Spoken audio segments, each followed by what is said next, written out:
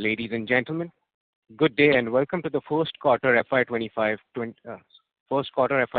earnings conference call of Hindustan Zinc. As a reminder, all participant lines will be in the listen-only mode, and there will be an opportunity for you to ask questions after the presentation concludes. Should you need assistance during the conference call, please signal an operator by pressing star, then 0 on your touchtone phone. Please note that this conference is being recorded. I now hand the conference over to Ms. Raksha Jain, Director of Investor Relations of Hindustan Zinc. Thank you, and over to you, Ms. Jain. Thank you, Sagar, and good evening, ladies and gentlemen. Thank you for joining us today to discuss the first quarter results of FY26. In this call, we will refer to our investor presentation available on our company's website. Please note that today's entire discussion will be covered by the safe harbor clause mentioned on slide 2 of the presentation. Today we have our CEO, Mr. Arun Misra, and CFO, Mr. Sandeep Modi. The management will be discussing the operational and financial updates for the quarter, followed by a Q&A session. Now I would like to invite Mr. Arun Misra to present the results. Over to you, sir. Thank you, Raksha. A very good evening to all of you. Thank you for joining us today for the first quarter FY26 results briefing. The current financial year has commenced on a steady note, with the company achieving its highest ever first quarter mined metal production with the lowest ever first quarter cost of production since underground transition. This reinforces our position as the world's largest integrated zinc producer and one of the lowest cost producers globally. The quarter was also marked by 0 fatalities, underscoring a positive beginning on the safety front. We have established globally practiced critical fatality risk management-based safety management system, CRM, and have ensured tracking and reviewing at senior-most levels of management. Continuing our effort in water conservation as a part of our ESG initiatives, we have become 3.32 times water positive. On the sustainability front, we have launched our ambitious sustainability goals 2030, spanning across various thematic areas such as climate action, water stewardship, biodiversity conservation, safety and well-being at workplace, responsible sourcing, circular economy, workforce diversity, and social performance. These targets reflect our determination to set new sustainability benchmarks for the metal and mining industry. The zinc mark certification process for Chanderiya and Rampura Agucha is currently underway. Once obtained, this certification will affirm our commitment to responsible production. During the first quarter, we also completed the ICMM assessment, which will help in strengthening our present position as a sustainable global leader among metal and mining companies through the adoption of globally benchmarked practices across the organization. Currently, Hindustan Zinc is engaged with more than 40 technology startups on over 60 different projects and is further engaging with nearly 50 startups through Vedanta Spark program to explore potential use cases. Vedanta Spark is Vedanta's unique global corporate accelerator where Hindustan Zinc participates and innovation-led transformation projects that addresses critical business challenges. Under Vedanta Spark program, Hindustan Zinc has unlocked high potential opportunities by leveraging technologies such as artificial intelligence, machine learning, computer vision, drone technology, the Internet of Things, and augmented reality and virtual reality issues. These projects cover diverse areas including process optimization, enhanced metal recovery, asset reliability, productivity, and sustainability. Turning to the market update, global economies faced multiple uncertainties during the quarter, including rising US tariffs, the Iran-Israel conflict, and other macroeconomic challenges. While major economies like China and Japan continued to experience subdued production demand, India stood as a bright spot. The country's manufacturing PMI climbed to a 14-month high of 58.4 in June 2025, reflecting strong domestic momentum. Positioned as an attractive alternative investment destination and supported by strong government focus on infrastructure development, India is poised to be a significant driver of global economic growth.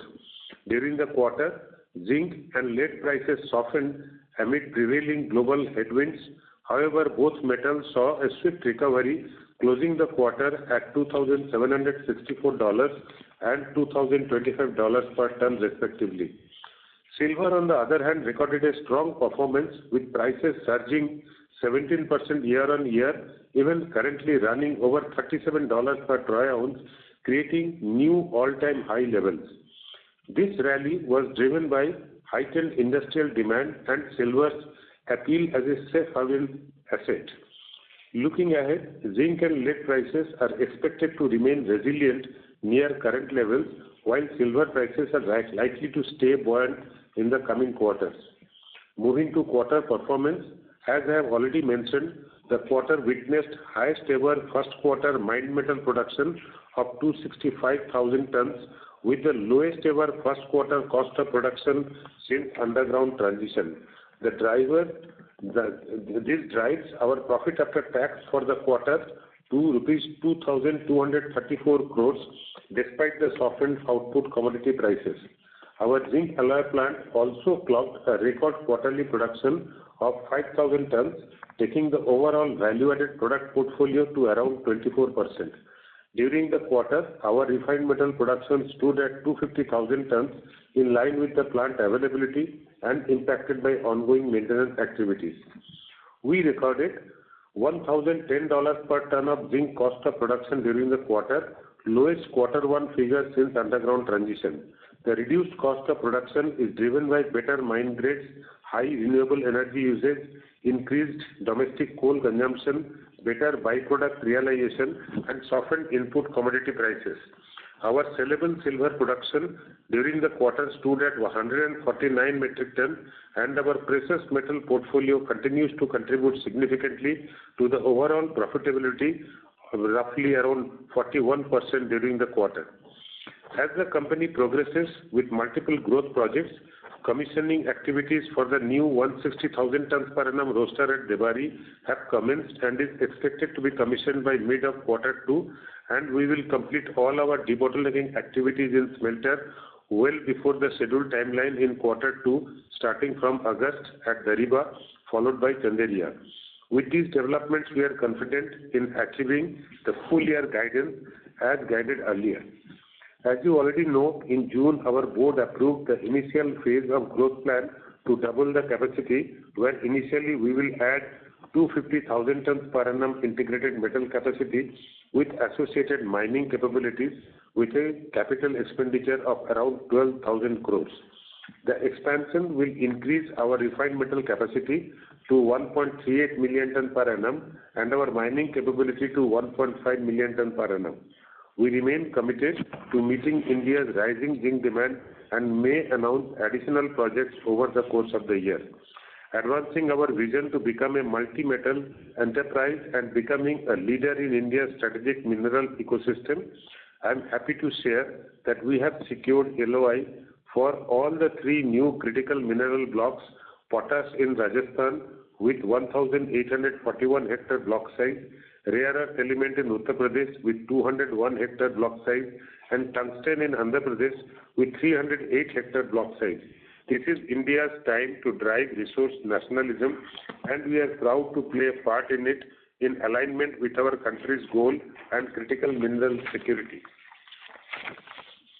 Looking ahead, we remain steadfast in our commitment to expanding our capacity to meet rising domestic and global demand while upholding the highest standards of ESG excellence.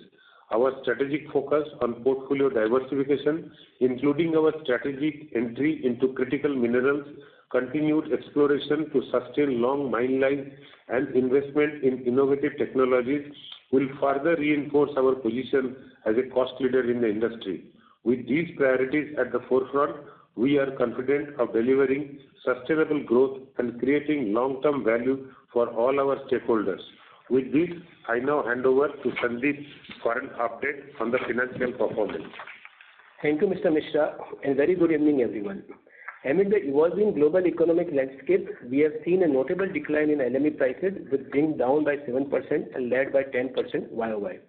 On the positive side, silver prices maintained their upward momentum, registering a 17% increase over last year. Despite this challenging price environment, our steadfast focus on the operational efficiencies and cost discipline has helped us to deliver resilient and sustainable financial performance and consistent EBITDA margin of around 50%. Before we dive into details, I am pleased to share that we have recently published our tax transparency report of 8 editions, reinforcing our commitment towards voluntary disclosure for transparency. The company has contributed around 19,000 crore to the exchequer in financial year 25, taking the cumulative contribution over the last 5 years to 87,000 crores. Adding another feather to our strong governance framework, our ESG risk management practices were recognized at the India Risk Management Awards organized by CNBC TV18 in the large cap category. Coming to the numbers, in the first quarter, we delivered revenue from operation at 7,771 crore. It was down 4% year-on-year on account of the lower production volume, lower zinc and lead prices, which was partly offset by higher silver prices, stronger dollar, and better byproduct realization. During the quarter, we recorded zinc cost of production of $1,010 per ton. It is the lowest ever first quarter cost performance since underground transitioning. It is pertinent to note that Q1 average costs normally remain around 4% higher than the full year average. So with the present cost performance, we are highly confident to achieve lower end of the guidance for the full year. It was better 9% YOY, driven by improved metal grades, higher domestic coal utilization, renewable energy increase, and softened commodity prices, especially the imported coal. This was also supported by the increased share of renewable energy, as I mentioned, which currently stands at around 19% of the overall power requirement as compared to 13% during the last fiscal year. It has increased on account of largely with the Serentica capacities getting commissioned and supplying the power and benefiting to the cost. Resultantly, the EBITDA for the quarter stood at 3,860 crore. It was marginally down by 2% YOY, despite zinc and lead commodity prices lower and volume. This was partly offset by higher silver prices, lower COP, and stronger dollar. We continue to maintain industry-leading margin of around 50%. Our PAT for the quarter stood at 2,234 crores, bit down 5% YOY. During the quarter, we also hedged forward 119.5 metric ton of the silver, which is around 17% of our expected production for the year, in line with our commitment to sustain and deliver lucrative shareholder value.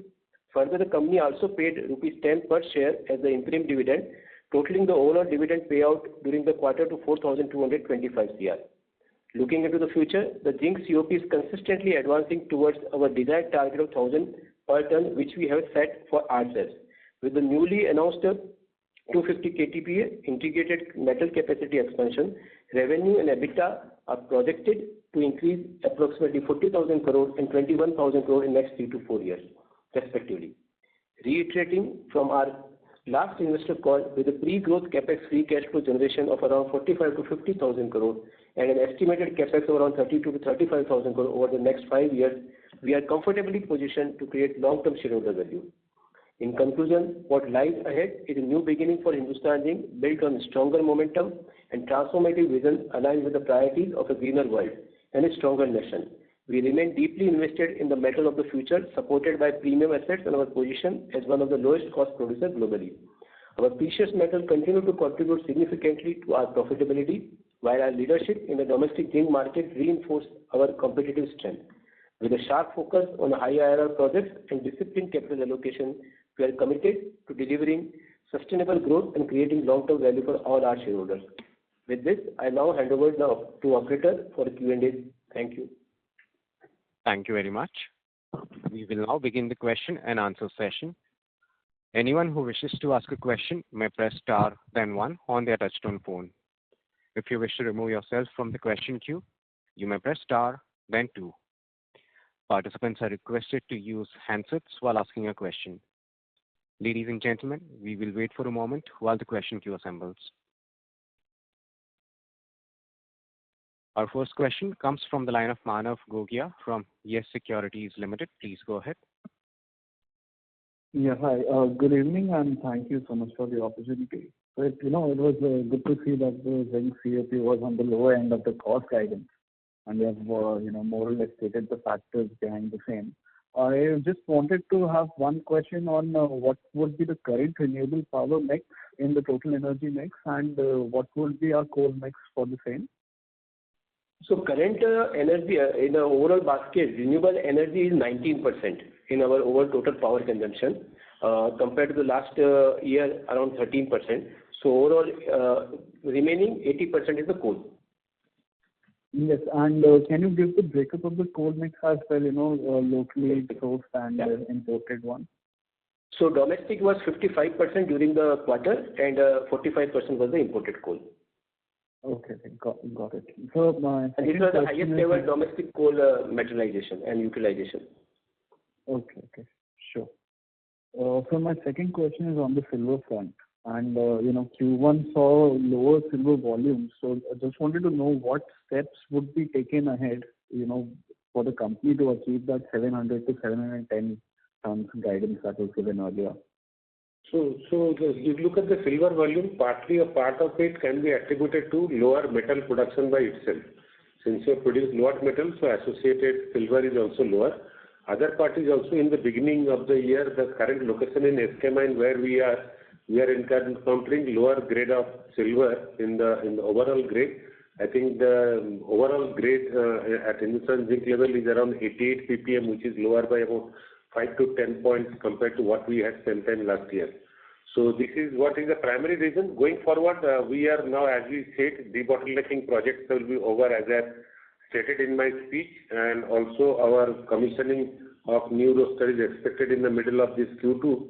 So Q3, Q4 will see much better numbers of silver and metal, which will compensate for the loss and help us to reach the guidance numbers. Okay, and where are we in terms of the fumer ramping up for the silver volumes? Any updates on that? So fumer is running at the 60% of its capacity. So as you are aware, we still had issues of Chinese visa did not get. So our operating team has done a wonderful job by indigenizing it. And at this point of time, while we have been talking 33 ton equivalent to lead silver cake coming from the fumer route, at this point of time, the run rate is 20 metric tons. Again, if you have lower input itself, so your availability of silver in the residues for fumer will also be less, and it is also reflecting that way. Okay, got it. So basically, you're maintaining the guidance for FY26 also. Yeah. You're comfortable on that front, right? Okay, sure. So my last question is basically on the Bhiwadi roaster and the DAP, NPK, the fertilizer plant. We are seeing that, now these plants are basically delayed by a quarter each. Can you just highlight the factors behind these? So Bhiwadi is already almost 99.9% of the construction work is over, and quarter 2 is the time when we'll see the commissioning. We have started cold trial and all that on the ground. Other side, fertilizer project is on, and we expect in the guided timeline we will be doing the fertilizer project. We will try to bring in part of the project earlier. Even in that 0.5 million ton project, we will try to get the phosphoric acid plant earlier so that we can start generating some revenue out of it. Okay, sure. Thank you so much, sir. But I'll join back again for more. Sure, thanks. Thank you. A request to all the participants, please limit yourselves to 2 questions each per participant. If you have any follow-up questions, you can rejoin the queue. Our next question comes from the line of Pallav Agarwal from Antique Stock Broking. Please go ahead. Yeah, good evening, sir. So the first question was, I think this quarter our mine metal production was fairly good, but refined metal, was impacted. So was there any shutdown, and now has other plants operating at normal levels now? No, there were few shutdowns, and we had to time it because we had expected additional capacity to kick in from the roaster 6, but at the same time, we had prepared for some shutdowns. We thought the furnaces would run till quarter 2, while in the quarter 1 itself we started losing production from them, and hence we had to take the shutdown earlier, and that has impacted. But nevertheless, by quarter 1 and quarter 2, all shutdowns we are putting behind us so that we will have a fantastic run from August till about the end of the year. Sure, sir. So that should help us meet the production guidance. Absolutely. Absolutely. So secondly, I think, it's commendable that, you've recorded $1,010 of COP. So now with the increasing, refined metal production, so we should probably see this, this should go down with the higher, benefits of operating leverage coming in.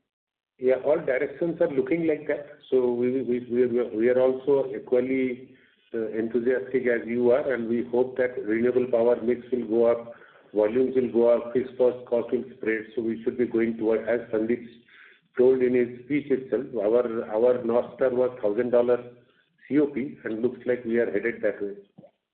Sure, sir. You don't see any, inflation in coal during the monsoon quarter or the auction premiums going up? So that's why we see, looking at everything as it is happening currently, we are directed that way. Now, if we see suddenly rise in commodity costs and all that, that may put us back. But looking at current things, the way things stand as of today, we are in that direction. Right, yeah. Thank you so much. Thank you. The next question comes from the line of Anirudh Nagpal from JM Financial. Please go ahead. Hi, good afternoon, sir. So thank you for the opportunity. My question is related to the recent rally in silver prices, which is already at a lifetime high. So given we had lower volumes of silver in 1Q, is the company planning to shift to lead mode to increase the silver volumes in the coming quarters and to maximize the benefits from this rally? And also, how very important question what you have asked. But the way we have operated is, since we had lesser production of metal, we maximized from the choice of concentrates, the concentrate with best silver, we finished it first in Q1, so that in the silver numbers we can get the maximum usage at the current prices. And yes, that direction is always in our mind. But since right now we are flushed with concentrate and we have enough of concentrate with us, so we don't want to increase that stock further. But we will surely, because now the fumer is running well, so we should be able to make up for that, by not running in lead plus zinc mode and yet producing good amount of silver. We are working on that. But I can assure you that no concentrate is left where there was a good quantity of silver. Only the concentrate with lower quantity of silver are left with us in the stock. Got it, sir. Thank you. Thank you. Our next question comes from the line of Amit Dixit from Goldman Sachs. Please go ahead. Yeah, hi. Good evening, everyone. Thanks for the opportunity and congratulations for a good performance in a testing LME regime. Two questions. The first one is on, if I look at the ESG scorecard, first of all, congrats for putting it up. If I look at the greenhouse gas emissions in first quarter, they seem to have gone up. Actually highest level since FY22 maybe. While we have increased the RE power proportion. So just wanted to understand the reason for that, whether it is a typical first quarter phenomenon or it is the higher usage of domestic coal. How is it, and how do we see the trajectory of this emissions going in the near term?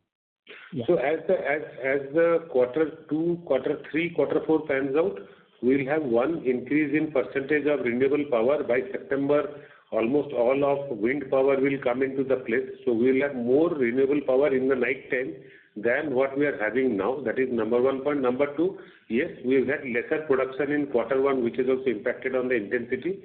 So that will also get corrected if we produce more going forward. So both together, we will come back. We will reduce the overall emission numbers in Q2, then correspondingly Q3 and Q4. Absolutely. So this 4.86 number that we have in Q1, where do we see it going, let us say, by end of FY27 or so? We should go down below 4.6, 4.5 level. Okay, got it.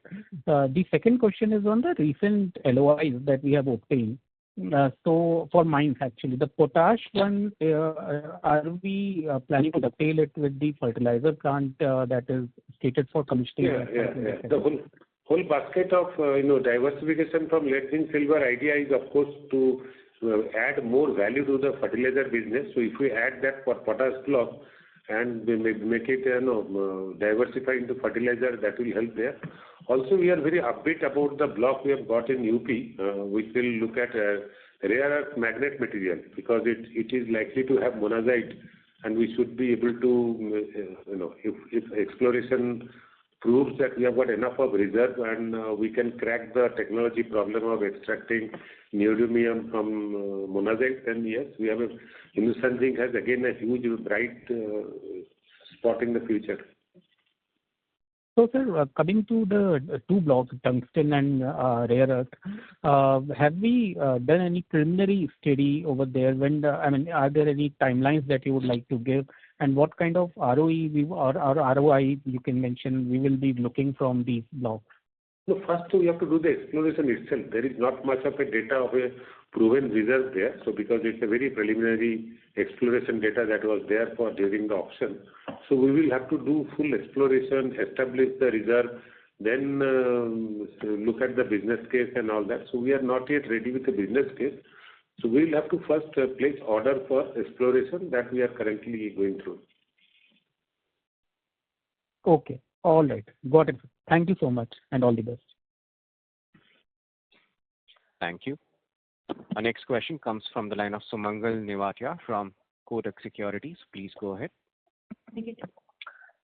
Yeah, thank you, sir, for the chance. So first question is on the capital structure and balance sheet. So our net debt is now almost 4,000 crores. So what sort of debt or leverage level should we look at as we start spending more capex and also maybe looking for maintaining dividends? So, Sandeep here, thanks. I think as I said in my opening statement, the free cash flow generation at the current level of the LME and the volume pre-capex is almost 10,000 crore overall. So even if you factor and the overall, if you see the horizon of 3 to 4 years, 45 to 50,000 crore you take it up, and around 30 to 32,000 crore the this overall capex. So still you have availability of 18,000 crore, which can be distributed subject to the board approval from the shareholders' reward point of view. Okay, understood. So should we expect the surplus after the capex required to be shared with the shareholders, or we are okay with leveraging further and maintaining the payouts? I think from a modeling point of view, you should factor what you said at this point of time. Okay, only the surplus. Okay, got it. So my second question is with respect to our expansion plan for the mining and the smelting capacity. Now, all the mines where we are putting capital and expanding are set to expire in 2030. So in a base case, while we were evaluating these projects, what sort of royalty increase have we baked in? Just wanted to know that. So we have seen the worst case and the most positive case. Most positive case remaining that we get a very, very minimal royalty increase. Worst case we see there is a competition. But looking at our current margins, we are very confident with the worst kind of cases that we have planned in our mind. We will have a good amount of profitability, much better than all other metal businesses in India. Understood. So can you share what could be the worst case number of royalty increase? That will give an indication to the what price will bid there, no? So I should be. Okay, understood. All right. So just one last question on this 500,000 ton fertilizer plant. What would be the, if you can remind, what is the total capex that will be spent, and what sort of asset turn are we looking at? So fertilizer total capex cost is around 1,800 crores, and around 1,000 crores has already been spent, and remaining will be spent in the next by 9 months to get a complete 5 lakh ton of the fertilizer. Okay, and what sort of revenue or say EBITDA potential on a steady state basis are we looking at? So as we said earlier, in case of fertilizer, we are expecting around 400 to 450 crore of the EBITDA and around 2,000 to 2,500 crore of the revenue. Understood. And the ramp up, so we are looking at 1Q27. So should we expect ramp up over 2 years or something, or is it? No. The ramp up, why should it be 2 years? Maximum 3 months we will have the ramp up. Okay. So potentially second half FY27 we can see this run rate. Correct. It is most of a chemical process. It is not a hot furnace process. So hence it will be easier. Got it. All right, sir. Thank you and all the best. Thank you. Thank you. Our next question comes from the line of Ashish Kejriwal from Nuvama Wealth Management. Please go ahead.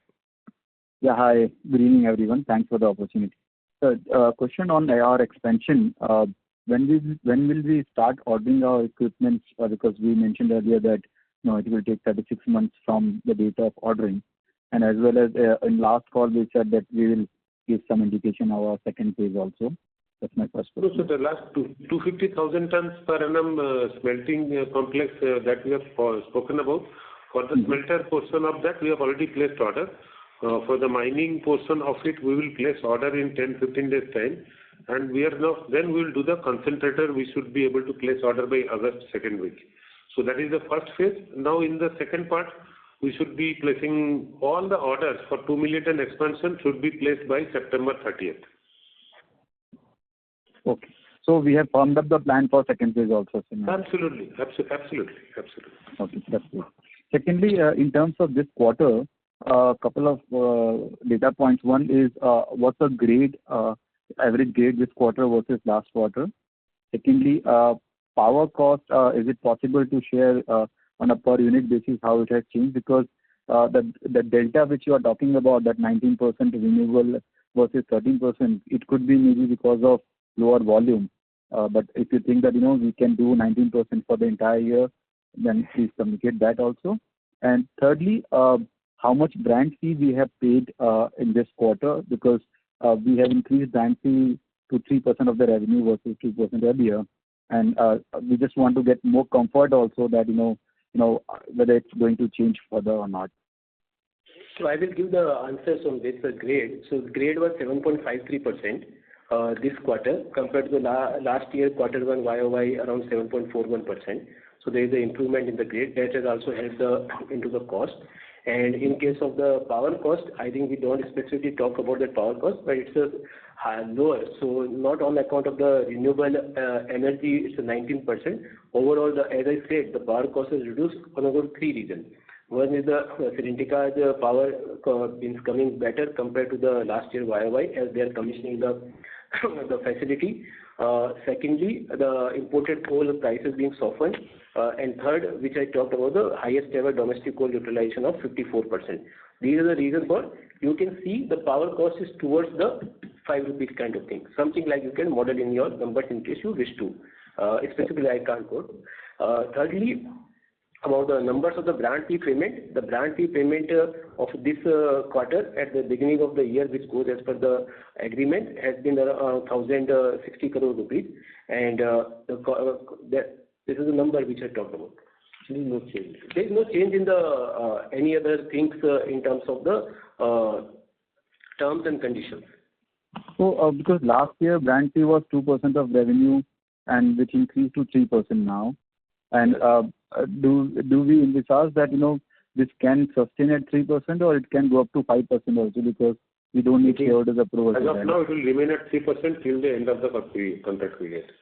And what is the contract period, sir? It's beyond next two fiscal years. So that means at least till FY28, it will remain at 3%. You can model up to FY27, it will remain same. Okay. And sir, in power cost, actually I was looking at more of a Q-on-Q basis, not Y-on-Y basis. Power cost on Q-on-Q basis. Yeah, quarter-on-quarter basis also it has reduced only. And that is mainly because of renewable power. Absolutely. And more domestic coal and more. So I think again repeating, more domestic coal has helped us, and the better quality of the coal from the Coal India has helped us. Renewable energy has helped us. So if you talk, over a 20 paisa reduction has happened compared to last quarter in the per unit basis. Sure. And sir, lastly, just to get more comfort, we have already seen some reports going on that we are in sync with the government nominee directors also in all the proposals which we are taking right now. So no issues at all on that. So that will give a good comfort.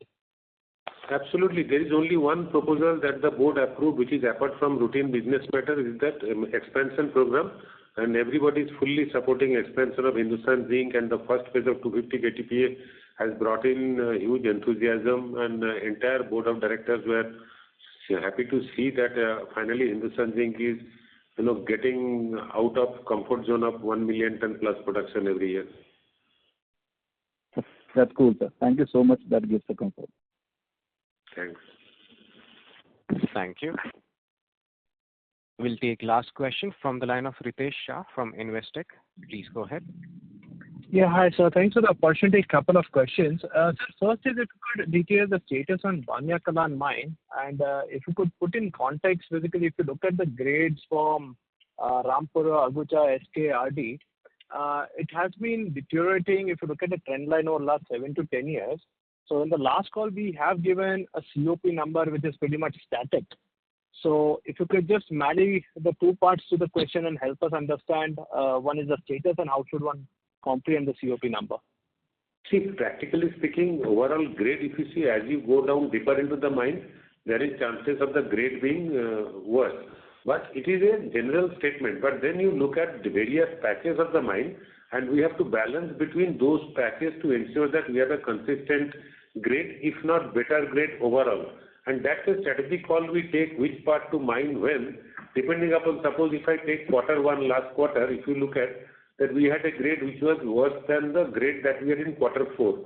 Typically in Q4 we try to maximize production to get the best at that point of time, and so we also pick and choose where to mine, how to mine. Basically the mine is developed in 3-4 different levels, about some 15-16 different areas, so that always we have a choice to make among the grades that we take.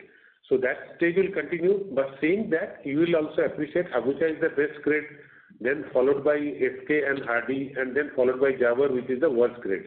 Bamnia Kalan, when we develop, my expectation it should be somewhere between RD mine and SK mine, between 5% to 6% grade material it will produce. And we are currently about 44-45% work has happened on the development of the mine, and we expect the mine to open somewhere in 2026 end or 2027 early. Only thing that in case you want to model in your number, the R&R SRK audited numbers which we publish, that is the final number from the mineable grade point of view, which is 7.2%. That you can model in your financial model for the COP purpose. Sure, that's helpful. So my second question is on roasters. Can you help us refresh what is the current status? Do we have silver contribution production coming out of roasters right now? Okay, finish your question. Yeah, and once basically it gets operationalized, what is the sort of contribution that we expect from roasters to come through? So roasters primarily produce calcine, which help us to produce zinc. They do not produce silver. However, when we produce zinc by the leaching process, the residue that we have, then that residue, weak acid leaching residue as we call it, we can take it to fumer, and after fuming from that residue, we can make lead silver cake, and that lead silver cake again sent to furnaces to produce silver. That is the whole circuit. So roaster per se does not produce silver, but if I have more capacity of leaching and purification circuit, then I will have more amount of silver being produced. As of now, we are not adding to leaching and purification circuit, but we have added fumer. So as long as that fumer 33 ton capacity is there, even if I put 20 more roasters, that 33 ton is the only capacity I have. That's why you will see that our expansion plan, new leaching and leaching and purification circuits that we will make, it will all come with new fumers. So that from the zinc circuit we can produce more silver the way actually you have been hinting. Sure, this is helpful. Sir, two wider questions. One is, how should one understand the increase in brand fee from say 1.7 to 3%? What is the underlying rationale for same? No, so the brand fee is a thing that has been widely discussed in the board. The rationales are known. It's a bundled services. There are various strategic services, and you will all appreciate that this company, when it was taken over, it had only 5 years of remaining life, had only 100,000 tons of production. That complete transformation of this company to a 1 million ton production with about 25-30 years of life left, huge amount of risk taken in exploration. There was no silver production, making it world's third largest silver producing country, 700 tons of silver, the migration from open pit Agucha mine to complete underground without disruption in production, thousands and thousands of crores of wealth creation for shareholders. Imagine all that cannot be attributed to existing management that was there when the Hindustan Zinc was disinvested. So there is something brand and services which helped that transformation. That due is there, and all that justification was discussed in the board, duly vetted by external consultants, benchmarked with similar fee arrangements in all other conglomerates, and then finalized. And just to correct, it's not 1.7, it was 2%. It's not 1.7 to 3, it's a 2 to 3. Okay, fair. And what should we make of, I think, Vedanta reducing its stake in Hindustan Zinc during the quarter? So on one side, the parent is reducing the stake, and on the other side, basically the brand fee is actually increasing. Is there any relation between the two events, and how should one understand the ownership of the promoter into Hindustan Zinc? Like, will this number continue to reduce? How should one look at it? No, we as Hindustan Zinc management, we cannot comment on any one of the or many of the owners of the company, their strategic moves and what they do. But as far as the operations are concerned, we will appreciate that management control remains even at a much lesser holding of the company. So as long as management control is there, then as the strategic directions are set, strategic services are provided, the brand fee also is there. Sure. And so just last one question. Is it possible to convert silver sand to gold? I think this was one of the points in one of the recent reports which popped. I just wanted to understand, like, has there been any movement of silver sand from Hindustan Zinc to Fujairah Gold? And how should one understand the mass balance and the underlying economics and grades? No, we sell silver, and residues of silver also we sell. So we sell many of these smelter residues as it is based on the primary metal existence to people. But if there are trace elements somewhere, and that's not the way the metal business is done. Silver tank contains 93% of the silver. And it goes. So we sell many other, like suppose the SHG zinc we sell, it might have some traces of something we don't know. So just to give, the government of India has also put a lot of IBM and other things to see if there are any critical minerals there out of these 24 strategic minerals in any of the minerals mining. They are also searching. If there may be traces which become commercially viable, it can always be recoverable. At this point in time, it doesn't become commercially viable to recover. Right. So my simple question is basically, do we sell something called silver sand to Fujairah Gold? And is it possible to recover gold out of silver? Because honestly, I haven't heard of anything of the sort. No. Silver sand is being sold to on the basis of the LBMA prices, which contain the 93% silver, which goes to Fujairah Gold as well. Okay. And in the annual report, is it possible to figure this particular line item? It won't be possible, Ashish, because it is not my finished goods, sir. You will see lot of other income which will be there. It is a part of other income. For me, it's a residue. Okay. I think you are getting biased because of somebody putting that it should be a separate segment. It cannot be. It's a byproduct. It's a residue for me. That's right. Fair thing, sir. So I honestly wasn't aware of anything of this sort, but just the clarification. Thank you so much. Like we sell osment slag and all that. Many of the slags we sell. So ISF gross is being sold, osment slag is being sold, which also contain the zinc and lead. So that's why, Ashish, just to take the conversation forward, to give you the perspective, that's why how the Runaya facilities were set up, because there are two options. Either you sell the residues in as it is form, or you recover the zinc lead metal out of it. More and more you recover, it becomes beneficial for us. So that's why the ancillary facilities are getting set up. Sure, sir. Thank you so much. Really appreciate it. Thank you. Thanks. Thank you. Ladies and gentlemen, I now hand the conference over to Ms. Jain for closing comments. Thank you, operator. Thank you everyone for joining us today on this call. If there are any follow-up questions or any clarifications required, you can reach out to the investor relations team. Thank you. Thank you. On behalf of Hindustan Zinc, that concludes this conference. Thank you for joining us, and you may now disconnect your lines.